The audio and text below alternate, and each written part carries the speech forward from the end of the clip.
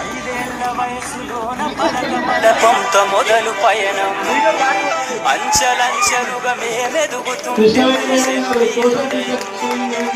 ఆట పాటల్లో అండగుంటూ మము మేమెల్లుతుంటే పొంగిపోతుంటారు. ఎదిగే కొద్దీ ఒదిగుండాలని జీవిత సత్యాలను చెబుతూ ఎదిగే కొద్దీ ఒదిగుండాలని జీవిత సత్యాలను చెబుతూ కృషి ఉంటే మీరు ఋషులవుతారని నమ్మకం నూరిపోస్తారు.